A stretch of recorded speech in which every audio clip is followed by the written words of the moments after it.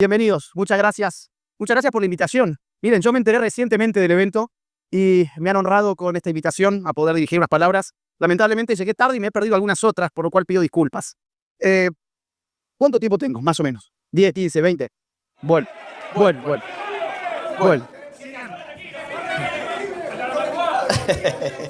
El calor, no digan el tiempo que quieran porque con el calor puede ser un poco difícil, pero vamos a ver qué se puede hacer, vamos a ver qué se puede hacer.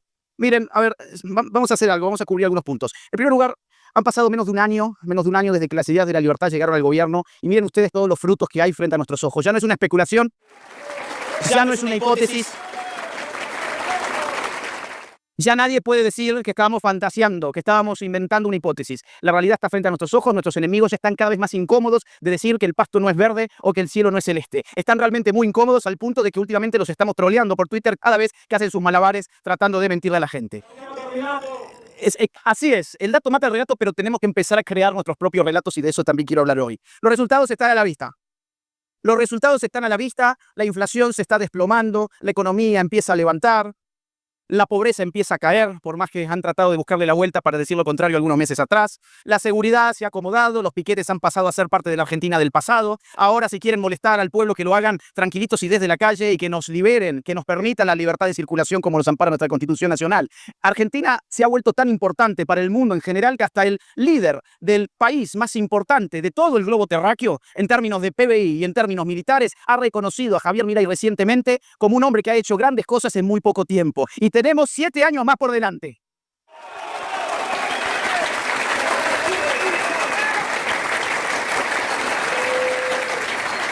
Los años que vienen son de pura gloria, serán años de victoria, pero también serán años de mucho trabajo y de mucho combate porque las contradicciones, las verdaderas contradicciones políticas por fin han emergido y están a la vista de todos en la República Argentina. Argentina en este momento está partida, pero está bien que esté partida, porque está partida entre los buenos y los malos. Podemos identificar perfectamente a la gente de bien y a la gente de mal. Sabemos quién está en cada bando por primera vez en nuestra historia. Sabemos que en un lado están los que defendemos la vida, respetamos la vida, la dignidad humana, y del otro lado están los zurdos hijos de puta, que se...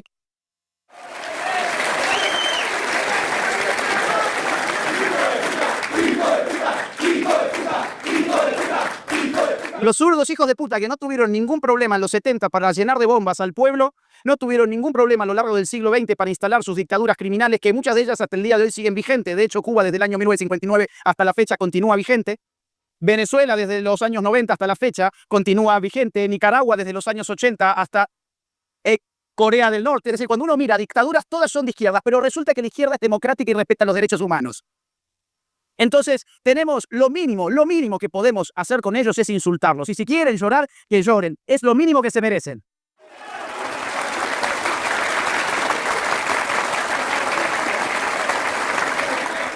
Las verdaderas contradicciones políticas, que no era la contradicción del sexo, como quiso jugar la izquierda montándonos el feminismo, no era la contradicción de la raza, con lo que quisieron jugar en los Estados Unidos con Black Lives Matter, no era la contradicción de la etnia, tratando de activar las células indigenistas en el sur y sobre todo en Chile, en Bolivia, en Ecuador, no eran las contradicciones con las que ellos jugaban. Las verdaderas contradicciones eran aquellas que mostraban, por un lado, las personas que querían ser libres, que querían hacerse cargo de su vida, de su responsabilidad, trabajar duro, ahorrar, promover, llevar el bien a sus círculos de influencia, respetar al vecino. Y por el otro lado, gente que se dedicó a meterse en el aparato estatal, un aparato siempre creciente, para cagarle la vida a los demás, para llenarlos de impuestos, para regularle la vida y para empobrecernos a todos. Las contradicciones son esas y no hay otras. Si quieren ir a mirar los genitales de las personas o ver con quién se acuesta cada quien, el color de la piel o la ascendencia étnica, les cuento algo. El wokeismo está en vías de extinción. Que continúen.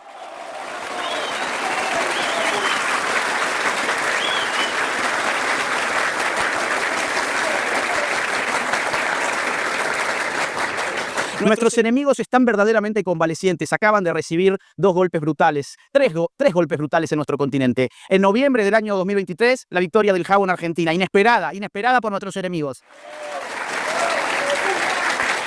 En febrero de este año, la paliza que dio Nayib Bukele en El Salvador con 85% de los votos para que continúen llorando los malditos garantistas. Y hace pocos días, la tremenda paliza que metió Trump ganando en los 7 swing states. 7-0. Pero este movimiento Este movimiento empieza acá. Argentina va a pasar a la historia por liberar a América del yugo del socialismo del siglo XXI y de las garras del globalismo.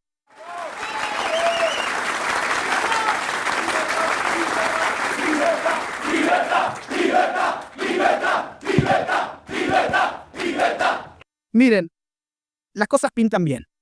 Nuestros enemigos, como les decían, están en el suelo en este momento y no hay que desacelerar, al revés. Hay que poner quinta, hay que poner quinta. ¿Quiénes son nuestros enemigos? Ahora hay un nuevo término que a mí me ha entusiasmado bastante, que es relativamente nuevo dentro del ámbito discursivo de La Libertad Avanza, y es el concepto del partido del Estado. Si uno analiza, si uno hace lupa y ve que hay dentro del partido del Estado, va a ver que todos sus componentes están en crisis terminal. Empecemos por los políticos casta. Los políticos casta están tan en el suelo en este momento que todas las encuestas que se han fraguado desde comienzos de año hasta la fecha nos muestran que, según la opinión pública, el líder de la oposición es nadie. Nadie. Están por el piso y cuando uno se pregunta ¿quién puede emerger como líder de la oposición? Nadie se atreve a decir nada porque no hay nadie a la vista. No, es Larreta.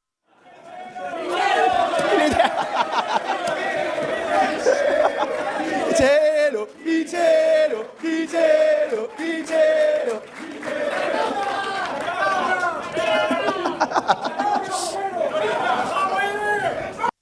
¿Vieron ustedes la intención de voto de que Tino Lustó, por ejemplo? Pobrecito, pobrecito. El tipo... Miren si el tipo será consciente. Imagínense ustedes vivir sabiendo consciente de ser odiado. Esta basura moral y política, que se llama Lustó, tiene que ir a la marcha de las universidades rodeado de guardaespaldas porque tiene tanto miedo que no puede ir ni a sus propias convocatorias como una persona común y corriente. Y eso pasa con todos nuestros enemigos. Están acorralados, están debilitados y este es el momento en que tenemos que darle estocada final. Vamos a estar 8 años, los vamos a aplastar.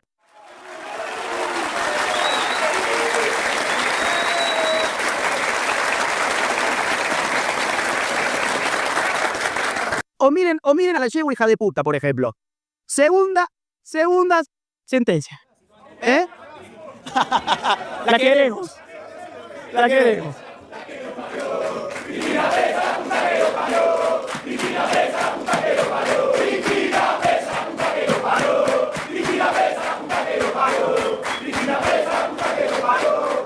Igualmente convengamos que, pobrecita, digamos, su piso y su techo es el mismo desde hace ya tantos años, que tuvo que elegir al golpeador sistemático Alberto Fernández para que vaya primero porque sabía que ella por sí misma ya no podía crecer ni un solo punto. Está en una situación de debilidad política tremenda. La cabra, el Valle argentino. En segundo lugar, dentro del partido del Estado tenemos a los periodistas ensobrados. Los periodistas ensobrados tienen tan alto el ego, tienen un problema en cuanto a que sobredimensionan sus propias capacidades, su estatus y su rol en la sociedad, lo sobredimensionan hasta tal punto de que se quejaban porque ellos consideraban que un político necesariamente tenía que pasar por su filtro. Se creyeron hasta tal punto el verso del cuarto poder, que no es un poder constitucional, se lo creyeron hasta tal punto que realmente se creían con el derecho de ser filtro entre la política y la sociedad. Pero ¿saben qué? Las redes sociales los dejaron como un producto analógico que ya nadie quiere consumir, los dejaron hablando solos. ¿Y saben qué es lo más interesante? Es que lo más interesante es que ni siquiera es un problema de tecnología, porque uno podría decir, bueno, ha cambiado la tecnología, ha cambiado las condiciones objetivas de la comunicación social y esta gente simplemente ha quedado en el pasado. No, porque los que han tratado de dar el salto tecnológico y armar su canal de YouTube, vayan a ver cuántas visitas tienen los videos de Marcelo Longobardi y me cuentan qué tal le va a Longobardi en las redes sociales. Ahí nos empezamos a dar cuenta de que estos tipos en realidad nadie los quería escuchar, pero éramos esclavos de tener una cajita boba y con un par de canales haciendo zapping, y la gente se calentaba hasta tal punto que no faltaban los videos donde veíamos a alguien putear a la televisión porque no le podía putear al tipo. Pero llegó Twitter y ahora todo el periodismo está suplicando una intervención estatal en las redes sociales, no solo en este país, sino en Occidente en general. Que vuelvan al Facebook. Los periodistas ensobrados tienen un gran problema que no es tecnológico, sino que es que se han ganado el legítimo odio de la sociedad civil, hasta tal punto de que las encuestas de opinión del año 2023 no solamente trataban de averiguar en qué consistía el voto, cómo la gente pretendía votar en las venideras elecciones, hacían muchos otros tipos de preguntas. Por ejemplo, imagen tiene la gente en Argentina de las instituciones de la sociedad civil? Y ahí aparecieron los medios de comunicación en algunas de esas encuestas. Cuando uno revisa esos datos, se va a dar cuenta que los medios de comunicación en Argentina son los peores considerados como institución por el pueblo argentino. Entonces, esto fue mucho antes de lo que ellos digan que fue un troll center que les hacía la vida imposible. Lo que pasa es que no están dispuestos a hacer autocrítica porque tienen un problema de ego que es tremendo. Que lo resuelvan en el psicólogo, nosotros les seguiremos ganando la batalla cultural Vitacán.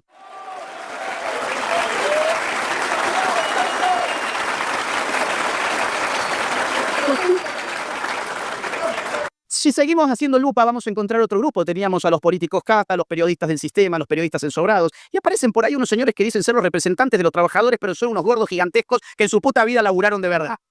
Los sindigarcas. Los sindicalistas garcas tienen un gran problema también en este momento, y es que sus movilizaciones y sus paros no han generado el más mínimo entusiasmo en la población, sino todo lo contrario, el más absoluto repudio. El pueblo argentino está cansado de esa manga de delincuentes y están en verdaderos problemas porque saben que tenemos un presidente que no se les achica y no se les va a achicar. Se vienen tiempos muy malos para estos garcas.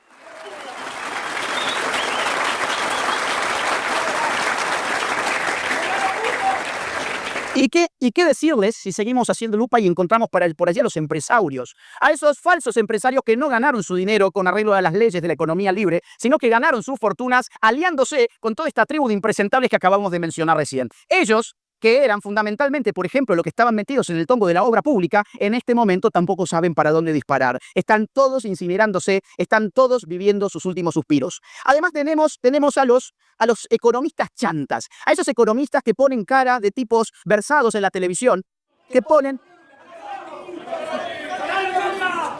Si tenemos agüita. Gracias, muchas gracias. Los econos chantas, ese es un envidioso. Qué papel lamentable que está haciendo Kachanowski. La envidia se lo comió, pobrecito. Está haciendo un papel tan lastimoso que alguien le diga que no va a tener la oportunidad de ser Javier Milei, que no insista. Javier Milei hay uno. No va a poder. Miren.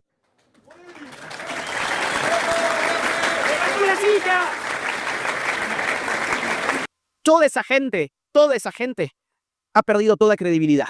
Eran aquellos que eran a su vez invitados, porque están todos entongados. Cuando hablamos del partido del Estado, es porque hay un sistema formado. Estos elementos están coordinados. Los periodistas ensobrados, por órdenes de los políticos que le bajaban los sobres, entongados con los empresarios, contrataban a los econochantas para que salieran a dar sus pronósticos económicos por televisión. Y hemos visto pronósticos de todos los tipos. Por ejemplo, que teníamos que esperar un dólar que a estas alturas podía estar 3.000, 5.000, 7.000, según sea el caso. Por ejemplo, que la inflación no se podía bajar. Por ejemplo, que la baja del riesgo país tampoco tenía ningún impacto sobre el hombre normal. Lo vamos a discutir en muy poquitos meses de nuevo a eso. Por ejemplo, que el déficit era imposible de bajar y que Milei era un vendehumo porque sus medidas eran imposibles de llevar a la práctica real. Toda esa gente fue desmentida, pero ¿saben qué? No fue desmentida por el mero discurso. Y esta es gente que está acostumbrada a confundir el discurso con la realidad. Aquí lo que se está imponiendo es la realidad y está dejando el discurso de nuestros enemigos en el lugar del meme en X. Entonces, sigamos memeándolos, sigamos dándole la batalla cultural, porque están perdiendo posiciones. Si miramos por otro rincón del partido del Estado, vamos a encontrar a un grupo más que no quiero dejar de mencionar. Los globalistas. Los globalistas son estos políticos garcas que se meten en organizaciones internacionales, que tienen un nombre que la gente cree porque nos han educado de esa manera, nos han adoctrinado de esa manera, nos han hecho creer que, por ejemplo, en Naciones Unidas había filántropos, había gente que estaba trabajando por la paz del mundo, por el medio ambiente y por los pobres y por los derechos humanos. Eran todos comunistas que estaban metidos ahí mientras nos adoctrinaban a nosotros para que los aceptáramos y los financiáramos.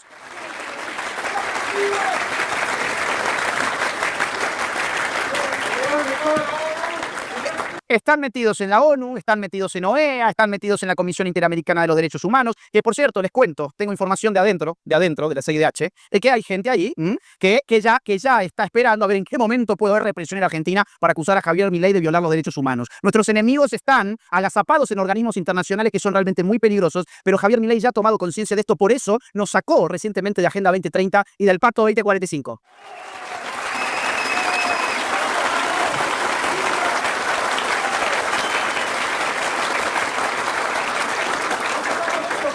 Es exactamente lo que votamos.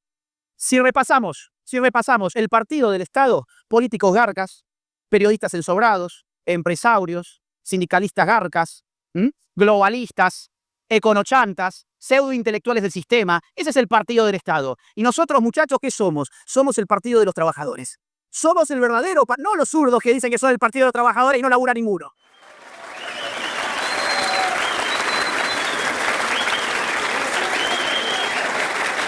Nosotros somos el partido del trabajo, el partido del esfuerzo, el partido del mérito, el partido de la familia, el partido de la responsabilidad y el partido de la amistad. Eso somos nosotros. Frente a todos estos garcas que acabamos de mencionar, tenemos una guerra cultural y política que dar. Eso determinará nuestras existencias personales, no solo colectivas, personales también, porque por algo se están cagando todos de calor acá, como yo, porque les importa de lo que está pasando en la Argentina, porque todos ustedes van a tener un rol crucial para lo que viene. El partido de la libertad es el partido del trabajo, es el partido de la vida, es el partido de la propiedad, es el partido de la familia y es el partido de la patria argentina. Tenemos que empezar.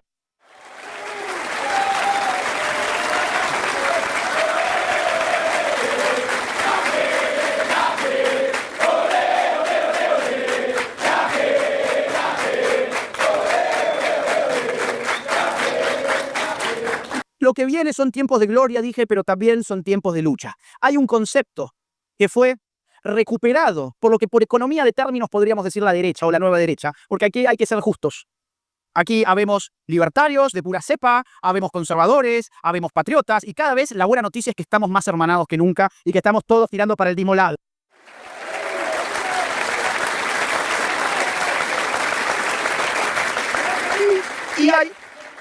Y hay un concepto que saben que yo creo que representó muy bien los esfuerzos que todos nosotros estuvimos haciendo, cada uno desde su propio lugar en los últimos años, y ese concepto que lo llevó hacia su estado de clímax, Javier Milei, ese concepto es el de la batalla cultural. Yo quisiera mostrar o tratar de interpretar qué es esto de la batalla cultural y analizar 4 fases. Bien, no les voy a quitar mucho más tiempo. 4 fases de batalla cultural. En primer lugar, ¿qué es la batalla cultural? La batalla cultural es un tipo de práctica política descentralizada, informal, donde uno se hace consciente de que las cuestiones intangibles de la vida son muy importantes porque brindan los marcos interpretativos sobre los cuales el hombre despliega su acción. El hombre actúa interpretando, pero la interpretación está provista de ciertos marcos que le vienen por su cultura, ¿de acuerdo? Si yo tengo una cultura de parásitos, de socialistas, de zurdos, de adoctrinadores, de corruptos, de estatistas, mi configuración frente a la vida, la forma en que yo voy a ver el mundo va a responder a esos marcos ideológicos. Y mi acción, por lo tanto, va a estar deformada en orden a respetar ese tipo de marcos ideológicos. ¿Cómo se forman esos marcos ideológicos? Se forman con palabras, se forman con imágenes, con representaciones, con historias, con símbolos, con mitos, con leyendas, con costumbres, con usos, con valores, con ideas. Todo esto que parece tan intangible porque es que no lo podemos tocar. ¿Dónde toca una idea? ¿Dónde toca un símbolo? ¿Dónde toca una imagen? Esa es la cultura, y acostumbró la derecha a despreciar esta dimensión intangible de la vida porque en la Guerra Fría lo que se disputaba era fundamentalmente un sistema económico y no hay nada más tangible que un sistema económico. La izquierda, como fracasó en ese momento de la historia, fue consciente de que necesitaba dominar la cultura si pretendía hacerse del poder. Lo intentó con las armas. No lo lograron, fueron aplastados en prácticamente todos los casos, por lo menos occidentales en casi todos. Las excepciones recién las mencionamos. La más exitosa de todas fue Cuba, pero porque Fidel Castro tuvo apoyo de un sector importante de la clase política de los Estados Unidos. Ese es otro tema, no me voy a meter ahí. Ahora, el punto acá es que habiendo perdido las armas, ellos se hicieron conscientes de que necesitaban dominar, aunque sea, el campo cultural. La batalla cultural es una batalla política, que torna consciente el poder político de algo tan intangible llamado cultura. Y la batalla cultural tiene 4 fases. La primera es la de la conciencia del fracaso. Solo da batalla cultural aquella persona que se ve fracasando, que ve que sus ideas no tienen asidero, que sus valores no tienen representación en la opinión pública, sabe que está muy lejos de la cultura establecida y por lo tanto la cultura se le aparece como un campo hostil y en esa hostilidad uno resuelve batallar. Esta fase ya la pasamos. Esa fue la fase en que muchos escribíamos libros imprimiéndonos con nuestro propio dinero, éramos muy poquitos, hacíamos charlas, conferencias muy chiquititas. Ustedes seguramente han visto las fotos o los videos de Javier Milei en charlas en una casa con 12 o 14 personas. Ese fue el momento donde nuestros enemigos nos trataban de consumo irónico. Decían que nosotros éramos básicamente unos payasitos de la extrema derecha, porque ya han visto que cualquier cosa que sea derecha para ellos es extrema derecha, y que la ultra, la mega derecha, y ellos ahí nos subestimaron. Se reían de nosotros. Pensaban que no teníamos ninguna oportunidad y que simplemente hacían el ridículo. Son los mismos que hoy están llorando, ¿de acuerdo? Entonces, la primera fase.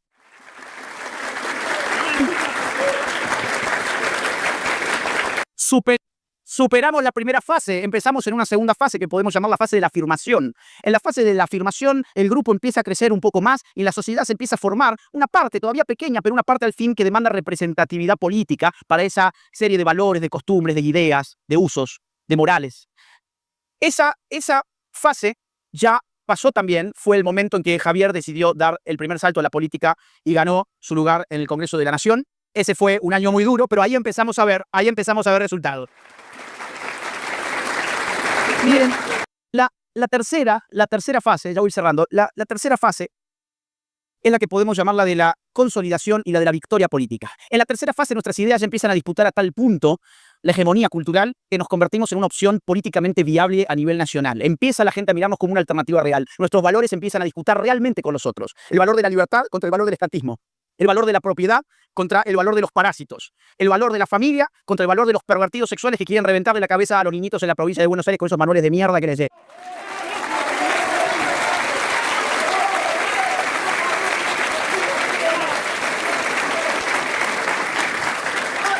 El valor de la virilidad contra el valor de la víctima perpetua. Gracias. Yo no lo podía decir, te agradezco. El valor de la vida contra el de los pañuelitos verdes.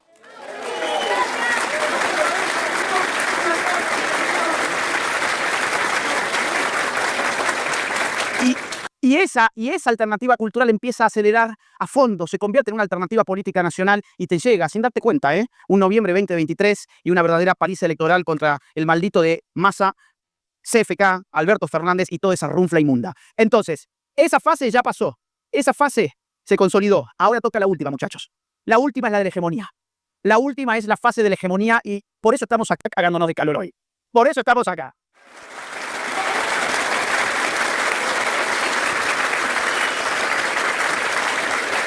En la fase de la hegemonía, miren, es Gramsci, 100%, Gramscismo de derecha.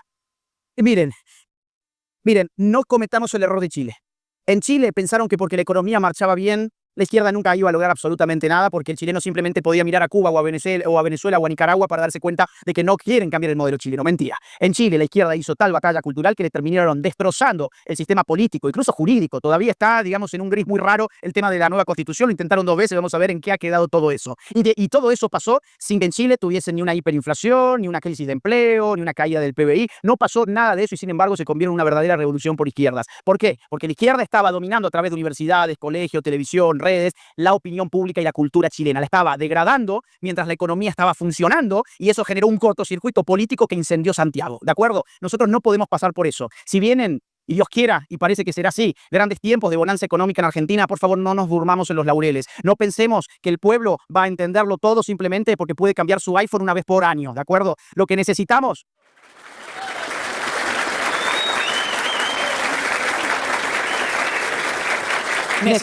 Necesitamos comprometernos con batalla cultural que acompañe los éxitos económicos de este gobierno. Y necesitamos enfrentar todas las agendas, no solamente las económicas, sino también las no económicas que tienen entre manos nuestros enemigos y que tantos frutos le han dado. Los feminismos radicales, la ideología de género, el indigenismo, el ambientalismo radical, el racismo invertido, todo ese tipo de causas que pensamos que no pueden hacer daño o pueden hacer un daño tremendo. Configura a la persona para ser hostil frente a un gobierno de derechas, en términos muy amplios. Entonces, batalla cultural, amigos, no necesitamos ser ni George Soros, ni Bill Gates, ni la gente de la Fundación Rockefeller, ni un burócrata de Naciones Unidas, ni el hijo de Cristina Kirchner para poder hacer algo que tenga efectos reales. No, con eso alcanza, con el celular alcanza, ¿de acuerdo? O sea, acá nadie tiene ninguna excusa para no laburar. Acá nadie tiene ninguna excusa para no empezar a laburar desde ya.